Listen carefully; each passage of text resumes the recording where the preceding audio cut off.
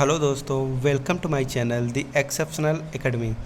आज फ्रेंड हम लोग बात करेंगे डिफेमेशन के चार्ज के बारे में कि डिफेमेशन होता क्या चीज़ है और आपको उसको लेकर के क्या सज़ा मिल सकती है डिफेमेशन के चार्ज लग जाने के बाद।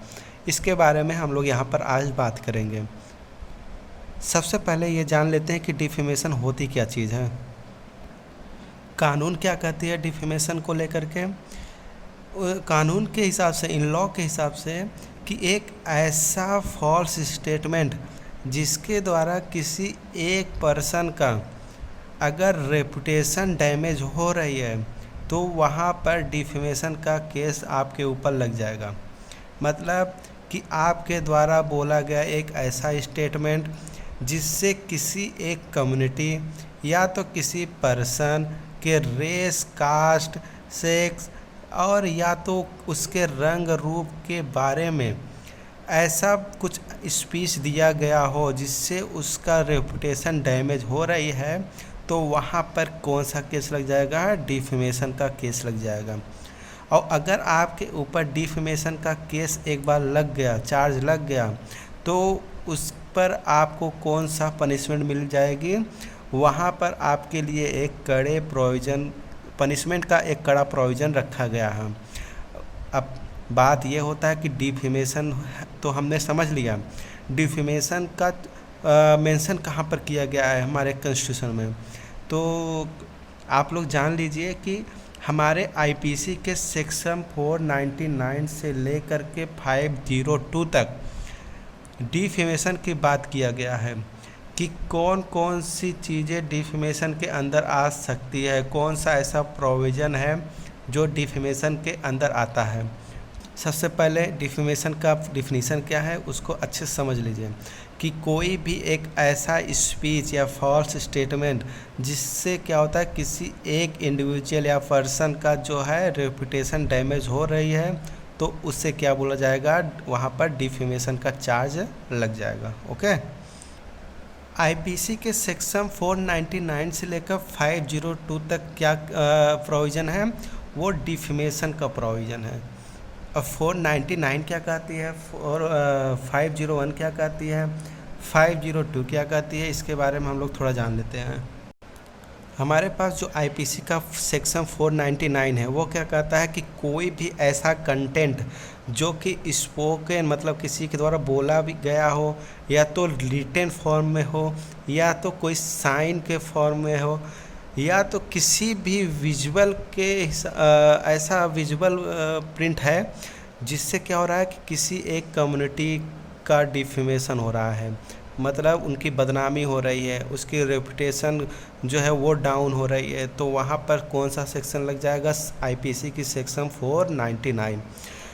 आईपीसी का सेक्शन 501 क्या कहता है कि कोई भी ऐसा प्रिंटेड फॉर्म जिससे क्या हो रहा है कि किसी एक पर्सन की रेपुटेशन डाउन हो रही है, वहाँ पर सेक्शन 501 लगेगा। ओके। सेक्शन 502 क्या कहती है कि कोई भी पर्सन अगर एक ऐसा कंटेंट बेचने का कोशिश कर रहा है या तो ऑफ़र कोई दे रहा है बेचने का जिससे क्या हो रहा है किसी एक कम्युनिटी या तो रेस या तो कास्ट के लोग का क्या हो रहा है, डिफेम हो रहा है, तो वहाँ पर सेक्शन 502 लग जाएगा। ये तो हो गई लॉ की बात। अब पनिशमेंट क्या है डिफेमेशन को लेकर के, इसके बारे में हम लोग बात कर लेते हैं। पनिशमेंट क्या है कि अगर आप डिफेमेशन के केस में पकड़े जाते हैं तो आपको 2 साल की सज़ा या उससे ज़्यादा की सज़ा मिल सकती है, या तो आपको फ़ाइन देना पड़ सकता है, या तो 2 साल की सज़ा और प्लस फ़ाइन दोनों आपको देने पड़ आपके ऊपर चार्ज लग सकता है। ओके। ये हो गया पनिशमेंट। इसीलिए कुछ भी बोलने से, कुछ भी लिखने के पहले सोशल मीडिया पर आजकल बहुत लोग यूज करते हैं, वहाँ पर अपने कमेंट, अपने स्पीच, अपने जो व्यू हैं वो लिखने की कोशिश करते हैं, तो उसको 50 बार पहले सोच लेना चाहिए कि आप क्या लिख रहे हैं, आप क्या बोल रहे हैं। ओके। ये सब चीज़ें हमेशा दिमाग में बैठा करके तब उसके बाद सोशल मीडिया हो गया या तो कहीं भी कुछ भी स्पीच दे रहे हैं तो उसका यूज करना चाहिए। ये हो गया डिफेमेशन के बारे में कि डिफेमेशन होती क्या चीज़ है। आईपीसी में इसका कहाँ मेंशन किया गया, 499 से लेकर 502 तक। पनिशमेंट का क्या प्रोविज़न है, इसके बारे में हम लोग बात किए। ये तो हो गई डिफिनीसन। अब बात करते हैं पॉलिटिकल, अगर कोई मेंबर है किसी पार्टी के, तो अगर वो डिफेमेशन के केस में पकड़े जाते हैं तो क्या होता है। देखिए, पॉलिटिकल मेंबर के लिए हमारे पास एक एक्ट है 1951 का, जिसको हम लोग बोलते हैं the representation of people act 1951। इसमें क्या चीज़ें हैं, इसमें डिसक्वालिफिकेशन का प्रोविज़न रखा गया है। किसी भी पॉलिटिकल मेंबर, कोई भी पार्टी के मेंबर हो गए तो उनके लिए डिसक्वालिफिकेशन का प्रोविज़न रखा गया कि एक पॉलिटिकल पार्टी अगर कौन सी एक्ट कर रहा है, अगर उनको जेल हो रही है तो किस तरह से डिसक्वालीफाई हो जाएंगे उस पार्टी से, या तो एमपी के सीट से, एमएलए के सीट से, जहाँ के वो एमपी एमएलए हैं उनको डिसक्वालिफिकेशन मिल सकता है। तो उसका मेंशन कहाँ किया गया है, हमारे रिप्रेजेंटेशन ऑफ पीपल एक्ट 1951 में। कहती क्या है, इसको जान लेते हैं। रिप्रेजेंटेशन ऑफ पीपल एक्ट 1951 क्या बोलती है, यह कहती है कि कोई भी एक एमएलए हो गया, एमपी हो गया, अगर वो उनको 2 साल की सज़ा सुनाई जाती है या तो उससे अधिक, तो उनका जो मेंबरशिप है एमएलए या एमपी को लेकर के वो डिसक्वालीफाई हो जाएगा। मतलब उनकी जो एमपी एमएलए की सीट है उनसे छीन लिया जाएगा, वो एमपी या एमएलए नहीं रह पाएंगे और नेक्स्ट 6 ईयर तक वो कहीं से चुनाव भी लड़ नहीं पाएंगे।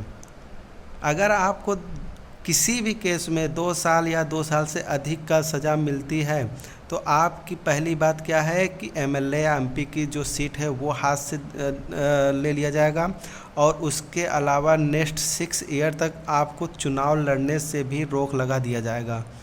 ओके, ये होता है डिफेमेशन के केस में। The representation of people act क्या बोलती है कि आपको 6 साल तक कोई भी चुनाव लड़ने नहीं दिया जाएगा अगर आपको 2 साल या 2 साल से अधिक की सज़ा मिली हुई है तो। इसमें एक्सेप्शन क्या चीज़ है, इसमें एक्सेप्शन यह है कि आपको जिस दिन से कन्विक्ट पाया गया है उस केस में, उसके 3 महीने तक आपके पास मौका रहता है अपील करने का, कि अपनी बेगुनाही साबित करने का मौका रहता है अगले 3 महीने तक। अगर आप उसको अपील कर नहीं पा रहे हैं या तो आप बेगुनाह नहीं पाए जाते हैं तो आपको जो आपको सज़ा मिली है वो आपके ऊपर वो चार्ज लग जाएगा कि 2 साल की सज़ा और प्लस नेक्स्ट 6 ईयर तक आप कोई भी चुनाव नहीं लड़ पाएंगे। ओके, ये चीज़ होता है दी रिप्रेजेंटेशन ऑफ पीपल एक्ट 1951 में कि आपके ऊपर अगर कोई चार्ज लग गया, 2 साल की सज़ा सुना दी गई तो आपको 3 महीने का मौका मिलता है कि अपनी बेगुनाही साबित करने का। हमारे कॉन्स्टिट्यूशन के सेक्शन 102 में, the representation of people act के सेक्शन 102 में क्या बोला गया है, वहाँ ये प्रोविज़न रखा गया है कि एक पर्सन जो है वो किस तरह से डिसक्वालीफाइड हो सकती है या तो हो सकता है। ओके, उसके बारे में यहाँ पर मेंशन किया गया है सेक्शन 102 में। वो क्या कहता है कि अगर कोई अनसाउंड माइंड का कोई भी पर्सन हुआ तो वो क्या हो जाएगा, डिसक्वालीफाई हो जाएगा as a member of MP और एमएलए। ओके, या तो कोई सिटीजन हो गया जो इंडिया से बिलोंग नहीं करता है तो वो क्या हो जाएंगे, डिसक्वालीफाई हो जाएंगे as a member of MP और एमएलए। या तो इंडिया के थे लेकिन वो नागरिकता ले लिए किसी और कंट्री का तो भी यहाँ पर डिसक्वालीफाई का जो है प्रोविज़न आ जाएगा।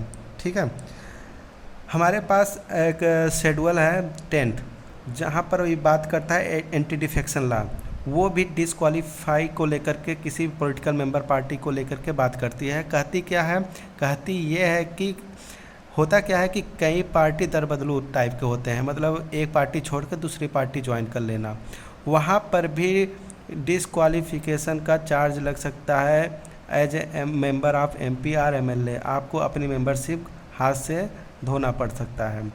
ये हो गया हमारे रिप्रेजेंटेशन ऑफ पीपल एक्ट 1951 की बात। अगर मैं एक एग्जांपल के थ्रू बात करूं डिफेमेशन के केस को लेकर के, तो आपको एक न्यूज़ पता ही होगा, हाल ही में एक घटना घटी थी राहुल गांधी जी को लेकर के, कि जो कि केरल के वायनाड से एक एमपी हैं। उन्होंने एक जनसभा में स्पीच देते हुए किसी एक सरनेम को लेकर के कुछ गलत टिप्पणी कर दिया था। तो सूरत के हाई कोर्ट में उनके ऊपर अपील कर दिया गया और सूरत के हाई कोर्ट ने उनको 2 साल की सज़ा भी सुना दिया था। अब उनके पास 3 महीने का मौका था अपनी बेगुनाही साबित करने का, तो वहाँ पर वो सुप्रीम कोर्ट गए और सुप्रीम कोर्ट ने उनको बेगुनाह पाया। तो ये हो गया एक छोटा सा एग्जांपल डिफेमेशन का, कि डिफेमेशन अगर पॉलिटिकल पार्टी के कोई मेंबर हैं तो उनके साथ क्या हो सकता है। तो हमने यहाँ पर इसके बारे में डिटेल में बात किया और जहाँ तक है इसको अच्छे से डिफ़ाइन किया है कि डिफेमेशन क्या चीज़ होती है, हमारे कॉन्स्टिट्यूशन में इसका मेंशन कहाँ पर किया गया है, प्रोविज़न क्या चीज़ है, रिप्रेजेंटेशन ऑफ पीपल एक्ट क्या बोलती है 1951 का ये एक्ट। तो ये हो गया हमारा डिफेमेशन। ये एग्ज़ाम वाइज थोड़ा इम्पॉर्टेंट है, इसको हम लोग जीएस पेपर नंबर 2 पॉलिटी से या तो इंडियन गवर्नेंस से लिंक कर करके भी लिख सकते हैं। इसको आप लोग जानते रहिए, जनरल अवेयरनेस के लिए भी थोड़ा सा इम्पोर्टेंट हो जाता है। ये हो गया हमारा एक आम आदमी को लेकर के, या तो कोई पॉलिटिकल मेंबर के पार्टी हैं, कोई पार्टी के मेंबर हैं, तो उनको लेकर के क्या प्रोविज़न है हमारे कॉन्स्टिट्यूशन में, हम लोगों ने यहाँ पर बात किया है डिफेमेशन को लेकर के। तो आज के लिए बस इसको यहीं पर रोकते हैं, मिलते हैं नेक्स्ट वीडियो के साथ। तब तक have a nice day, good bye and take care.